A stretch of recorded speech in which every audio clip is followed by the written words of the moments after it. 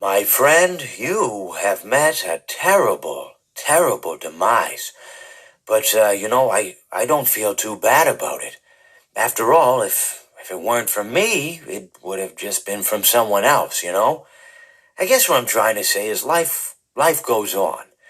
For everyone else, life goes on, not for you. You're dead. But that's neither here nor there. It reminds me of one summer day in the park. I was having just a delightful picnic with my good friend Orville. And I said to him, Orville, I have a story. And he said to me, what's the significance of the story? And I said to him, Orville, not every story has to have significance, you know? Sometimes a story is just a story. If you try to read into every little thing and find meaning in everything anyone says, you'll just drive yourself crazy. I had a friend do it once. Wasn't pretty. We talked about it for years. And not only that, but you'll likely end up believing something you shouldn't believe and thinking something you shouldn't think, or assuming something you shouldn't assume, you know? Sometimes, I said, a story is just a story. So just be quiet for 1 second of your life and eat your sandwich, okay? Of course, it was only then I realized I made sandwiches, and poor Orville was having such difficulty eating it. Elephants have those clumsy hands, you know? Actually, I suppose that's the problem. They don't have hands at all, do they? They're all feet. And I couldn't imagine someone asking me to eat a sandwich with my feet. Now, if I recall correctly, there was a bakery nearby. I said to him, Orville, let me go get you some rye bread. Now, I'm unsure if elephants enjoy rye bread, but I assure you that Orville does. Now, this was on a Tuesday, which was good because rye bread was always fresh on Tuesday. They made sourdough bread on Monday and threw it out Wednesday, or rather, they sold it at a discount for people wanting to feed the ducks, and then probably at the end of the day, finally, they threw it all out. I don't recall. I do remember a man who would bring his son to the bakery every Wednesday and then go feed the ducks. He would buy all of the sourdough bread. Of course, you're not supposed to feed the ducks sourdough bread at all. It swells up in their stomach and then they all die. At least that's what I've heard. I never saw any ducks die myself, but I did notice a substantial decrease in the duck population over the course of a few years. I just never thought to stop the man and tell him that he was killing the ducks by feeding them sourdough bread. And if you want my opinion on the matter, and I told Orville this as well, if you want to feed ducks, or birds, or any kind for that matter, it's best to buy seed. I mean, when you think about it, breads of any sort don't occur in nature. They don't grow on trees or spring up from the bushes. I don't think birds know what to do with bread. What was I saying? Oh, yes. So I bought Orville some rye bread. What a fine day it was. It seems that you have met your end. What a pity. I don't feel too bad about it, though. After all, if it weren't me, it would have just been one of the others, I guess. I'm honestly just glad to be out of those air ducts. It's not easy for a hippopotamus to fit up there, and not easy to get down either, and not as young as I used to be, as you can see. I used to be able to do all sorts of things. You're young, you're vibrant, you have that sort of pep in your step. It reminds me of a conversation I was having with one of my good friends, Orville. We were having a nice picnic one day. I believe it was summer. No, perhaps it was it the fall? Yes, it was the fall because the leaves had turned already. But I said to Orville, I says, Orville, I have a story to tell you. And Orville looked at me, kind of odd and said, what's it about? I said to him, not every story has to be about something, Orville. Sometimes a person just wants to talk. Why does everything have to be a story? I said to him. He just looked at me and he said, well, you said you had a story. And, he was quite right. I did, in fact. I told him I had a story. I suppose if a person just wants to talk, then it's best to not announce that you're telling a story. telling a story does come with its own pressures and expectations, I suppose. After all, if you're just talking to a friend, then there's no more expectations than if you were talking into the wind.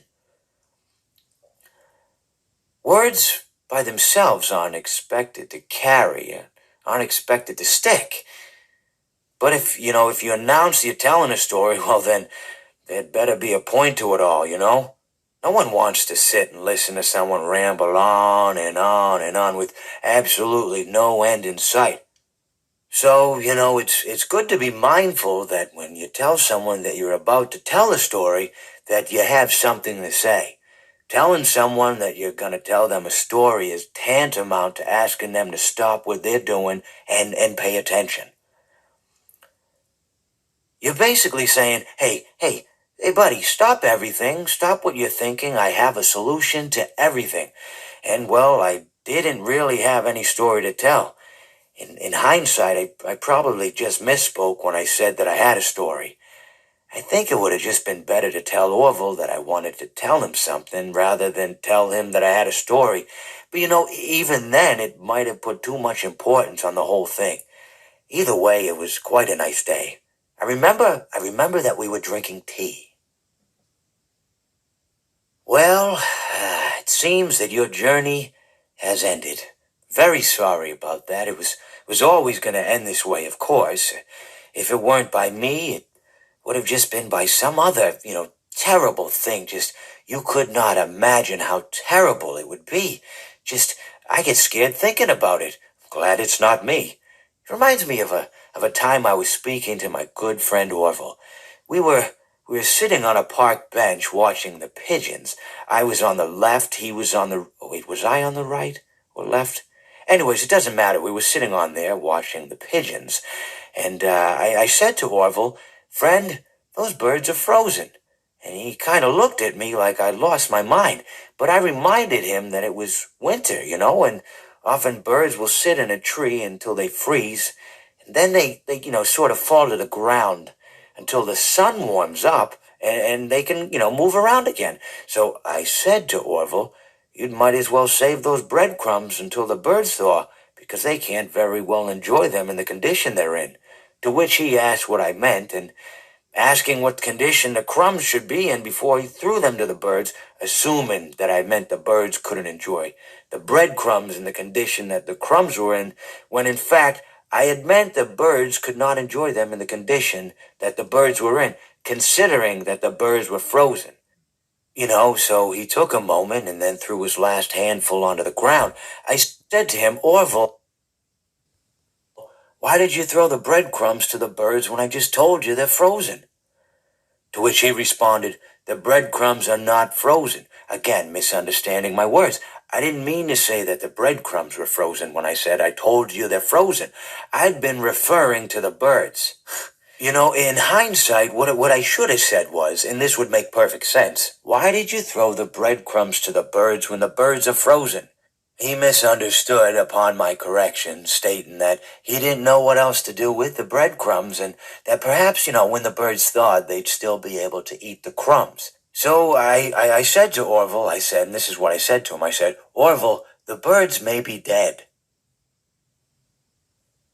It seems that you have met a horrible demise, my friend, but, these things happen in life. Life goes on. Not for you, obviously. You're dead. But it reminds me of a time I was having a conversation with my friend Orville. We were, where were we? I think we were by the river. We were sitting by the river and watching the fish leap over the falls. And I said to Orville, sometimes I feel like a fish leaping over and over again, always trying to get somewhere, though I don't know where, only to find myself in the jaws of a beast. He, of course, looked at me, surprised, Have you been in the jaws of a beast, friend? To which I said, no, of course not, Orville. I said, no. I simply meant that life can seem like a relentless endeavor to overcome meaningless obstacles. only to meet an equally meaningless fate, regardless of your efforts, regardless of the obstacles you've passed. And Orville, he stood and proceeded to drape me with a picnic cloth, to which I asked him, I said, "Fred, what are you doing?" He looked at me very concerned, really. "I feel like you've gotten too much sun." Indeed, indeed I had. He proceeded to pour me a glass of just ice-cold lemonade. Ooh, you ever mix it with iced tea? You do like a little half lemonade, half... Ooh, it's so... You should try it some... Well, you can't because you're dead. But anyways, so you may be asking yourself, how did I go from sitting by the falls and drinking lemonade to being wedged in the air duct? Not only with Orville, but with an entire assortment of fruity-colored friends. Well, there's really no good answer to that, but perhaps I met a demise of my own at some point, and this is my afterlife or my dream, whatever it might mean. I honestly don't know. Or maybe it doesn't mean anything at all. Maybe it doesn't mean anything at